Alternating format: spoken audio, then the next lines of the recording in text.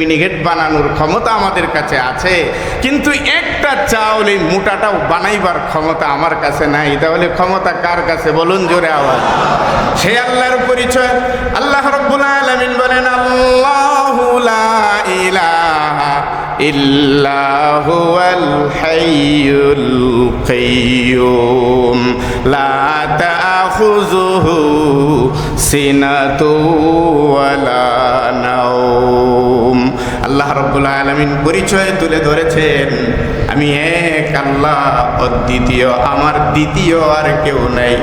আমি আল্লাহ তাআলা একক, অদ্বিতীয়, ক্ষমতাবান।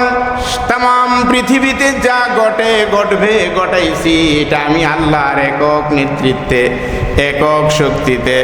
লা ইলাহা ইল্লা হুয়াল হাইয়ুল কাইয়্যুম। আমি জীবিত, আমি চিরঞ্জীব। তাম পৃথিবীর সব আমি নিয়ন্ত্রণ করি। আমার এই নিয়ন্ত্রণ করতে যায় আমার কোনো সহযোগিতা কারো কাছ থেকে লাগে না। চিৎকার মেরে বলুন না আল্লাহু আকবার। কারো কাছ থেকে আমার সাহায্য লাগে না। ওয়াল হাইয়ুল কাইয়্যুম লা তাখুযুহু সিনাতু ওয়ালা নাওম। আমি আল্লাহর জীবনে কোনোদিন ঘুমেও ধরে নেই, কোনো তন্দ্রাও পর্যন্ত আমার স্পর্শ করে নেই, করবেও না। আমি জেগে থেকে, চিরঞ্জীব হয়ে, চিরজাগ্রত থেকে তোমাদের নিয়ন্ত্রণ করি, অথচ তোমরা খাও, পরো, চলো, ঘুরো, মৌজ মারো, আমি আল্লাহরে চিনো না। এর চেয়ে আর কি দুঃখ হতে পারে?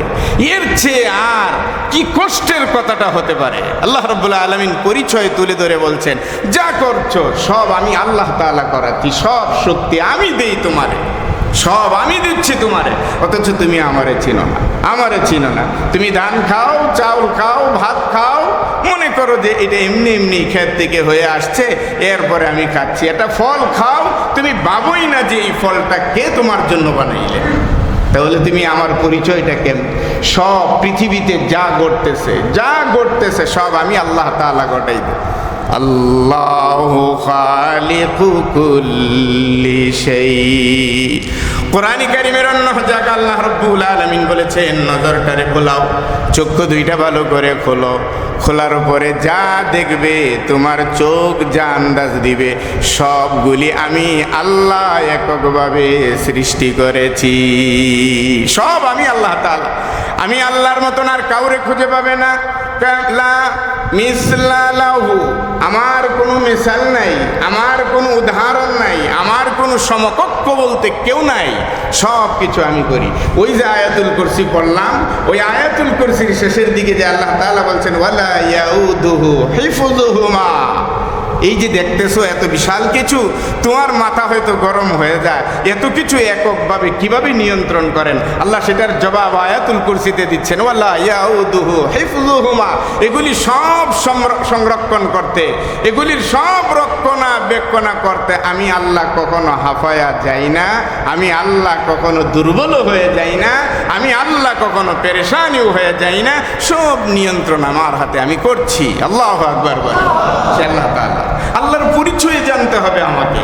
আল্লাহর পরিচয় না জানলে মানুষ আল্লাহর জন্য, আর আল্লাহ নামের ভিতরে কত পাওয়ার যে আছে, আল্লাহু আকবার।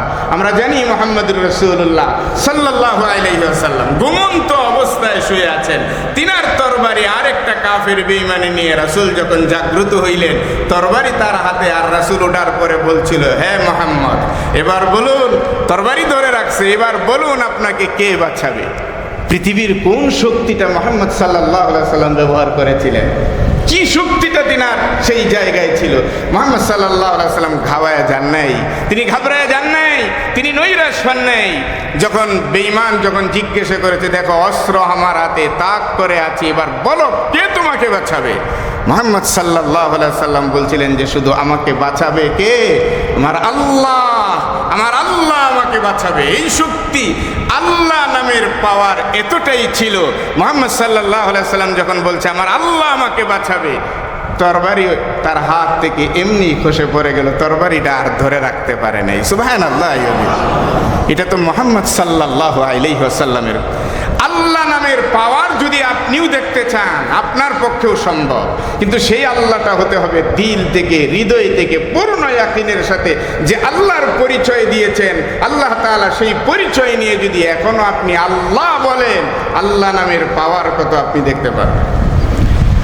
আপনারা জানেন সেই হিজরি শতাব্দী সনের ঘটনা, তাতারিদের উৎপাত যখন বেড়ে গেল, উৎপাত শুধু না, একসময় মুসলমানদের সব দখল করে নিল, মুসলমানদের সিংহাসন নিয়ে গেল, মুসলমানদের রাজত্ব নিয়ে গেল, মুসলমানদের বিজয়ের মুকুট যখন ছিনিয়ে নিয়েছিল এই তাতারিরা, একক কর্তৃত্ব চলতেছিল জমিনে সেই তাতারিদের। যেখানে তাতারিরা আছে মুসলমানরা ওখান থেকে ভেগে অন্যত্র চলে যাইত, এতটাই পরাজিত হয়েছিল। ইতিহাস তো আমাদের সামনে, ইসলামের ইতিহাসগুলি, এগুলি পড়া দরকার সবারই। তো হঠাৎ করে এই তাতারিদের সেই ফিতনার ভিতরে ওরা যখন বাজারে যায় মুসলমানরা দৌড়ে পলায়, ওরা যখন কোনো জায়গায় একত্রিত হয় তখন মুসলমানরা ওখান থেকে জায়গা ছেড়ে দিয়ে সরে পলায় যায়। তখন নেতৃত্ব যার হাতে ছিল তারই সন্তান রাজপুত্র এক শহরে আসছেন, তিনি এই শহরে তিনি আসবেন এই কথা শুনে সব মুসলমানরা ভেগে গেল, কারণ আসতেছে আজকে রাজপুত্র আসবে, সব ভেগে গেল। কিন্তু আল্লাহর ঘরে দুই বান্দা বসেই ছিলেন, তারা আর যান নাই। যাই হোক, অনেক লম্বা ঘটনা। তো এই রাজপুত্র যখন শহরে ঢুকলো, সব মানুষ চলে গেল, সেও জিজ্ঞাসা করলো বাকিরা কোথায়, মুসলমান বলে সব চলে গেছে, পালাইছে, ওরা কেউ নাই, কোনো হিম্মত সাহস এদের নাই। তবে হ্যাঁ, দুইটা মানুষ এত কিছুর পরে আল্লাহর ঘরে তারা বসে আছে, তারা ওখান থেকে সরে নেই। তো রাজপুত্র প্রথমে খুব রাগে কণ্ঠেই বললেন যে এরা কারা, এদের আমার দরবারে হাজির কর, আমার দরবারে হাজির কর। যখন হাজির করা হলো তখন তাদের জিজ্ঞাসা করা হলো, এই সব পলাইলো, তোমরা যাও না কেন?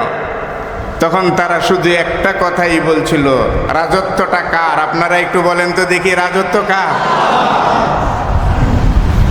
সেই দুইজন এক কণ্ঠে বলে ফেলল, আমরা তোমার রাজত্বের ভিতরে নাম, আমরা আল্লাহর ঘর মসজিদের ভিতরে বসে, যিনি আমাদের সৃষ্টিকর্তা, যিনি আমাদের খালেক, যিনি আমাদের মালিক, যিনি আমাদের সব নিয়ন্ত্রণ করেন, যিনি সব আঞ্জাম আমাদের যোগান, আমরা সেই আল্লাহর ঘরে বসে বসে আল্লাহ আল্লাহ করছি, তাতে তোমাদের কি?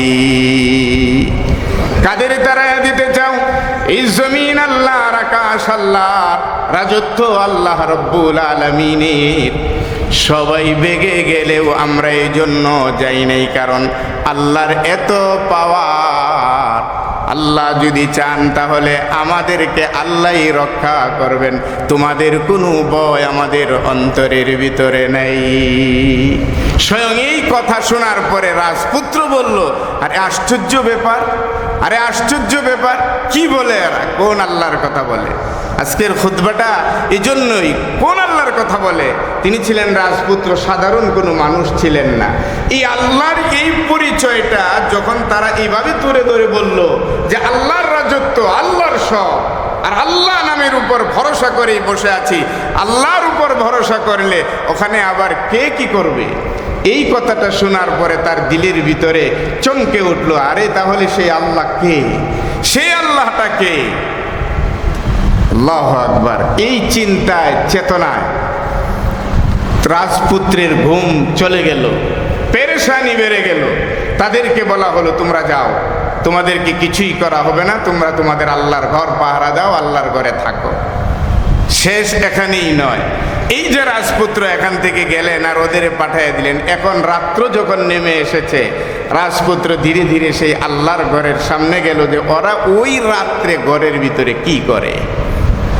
যায় যখন দেখলো তাদের হাল হাকিকত, তাদের জবানে শুধু আল্লাহ আল্লাহ আল্লাহ আল্লাহ,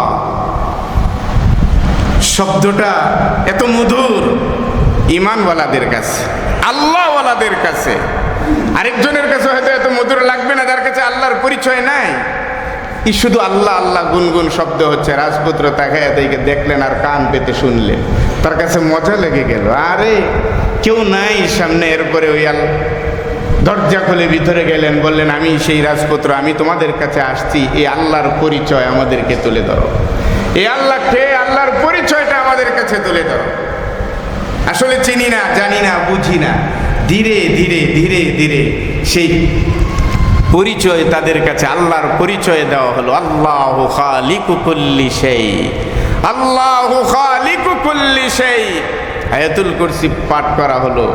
সব কিছু শোনার পরে সন্তান ওই রাজপুত্রটা বলল, দেখো আমি ওয়াদা দিলাম, কথা দিলাম যে আল্লাহর কথা বললে আল্লাহর পরিচয় আমি পেয়েছি, সুতরাং এই আল্লাহরে বাদ দিয়া আর দুনিয়াবি কোনো রাজত্ব আমার প্রয়োজন নাই। তবে আমার এই কথাটা আমার বাবা যতদিন জীবিত আছে ততদিন পর্যন্ত এটা প্রকাশ করো না। আমি প্রতিদিন আসবো, তোমরা আমাকে আল্লাহর পরিচয় সম্পর্কে শুধু আলোচনা করবে, আমি শুনবো, আমার হৃদয়কে আরো মজবুত করব। আমার বাবার যুগে যেন আমি মুসলমান হয়েছি এই কথাটা যেন শুনতে না পারে, কেউ জানতে না পারে। আল্লাহর কারিশমা। 30 বৎসর না 35 বৎসর এদের কাছে এই শাসন জিম্মাদারি তারা নিয়ে চলে গেছিল। কিছুদিন পরেই যখন সেই রাজা দুনিয়া থেকে বিদায় হয়ে গেল, রাজপুত্র ঘোষণা দিল যে আমি তো আসলেই আমার বাবার অনুসারী হয়ে কাজ করতে রাজি না, আমি আজকের থেকে কাজ করব খলিফা হয়ে, যিনি আমার সৃষ্টিকর্তা মহান রবের আল্লাহ তাআলার। সুবহানাল্লাহ। সব চলবে আল্লাহর নিয়মে, আল্লাহর আইনে, আল্লাহর কানুনে। কয়জন লাগছিল? ব্যক্তি মাত্র 2 জন, এরপরে তৈয়ার করছে 1 জন। বস আলহামদুলিল্লাহ, পুরা এলাকা জুড়ে সব আবার চলে আসলো ইসলামের জয়যাত্রা। কিসের বিনিময় হয়েছে? শুধু আল্লাহর পরিচয়।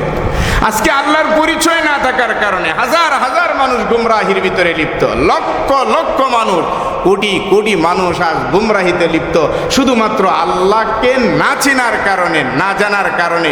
এই জন্য আল্লাহর মারিফত, আল্লাহর পরিচয়ের জন্য বেশি বেশি করে এই আয়াতগুলি তেলাওয়াত করা দরকার, এই আয়াতগুলি পড়া দরকার।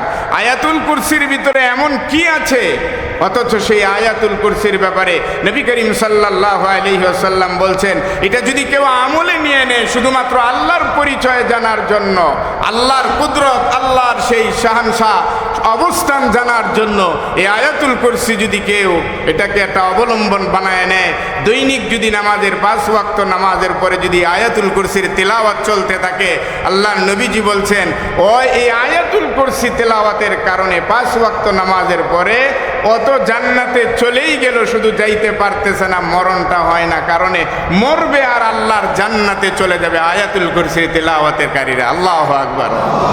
কি আছে এটার ভিতরে? আল্লাহ তাআলার পরিচয় আল্লাহ তুলে ধরেছেন, যে এই পরিচয়টা আমাদের কাছে নেই। আয়াতুল কুরসি অনেকে তেলাওয়াত করতে পারি। অনুরোধ করব যে এই আয়াতুল কুরসির ভিতরে আল্লাহ কি বলছেন একটু পড়েন, একটু অনুবাদটা জানেন, তাহলে আপনার জিন্দেগিতে আপনি যা করবেন সব কিছুর ভিতরে আপনি আপনার আল্লাহকে খুঁজে পাবেন। আপনার একটা কাজও এরকম হবে না যে এই কাজটা আপনি আপনার ক্ষমতা দিয়ে করছেন, আপনার শক্তি দিয়ে করছেন, আপনার হিম্মত দিয়ে করছেন।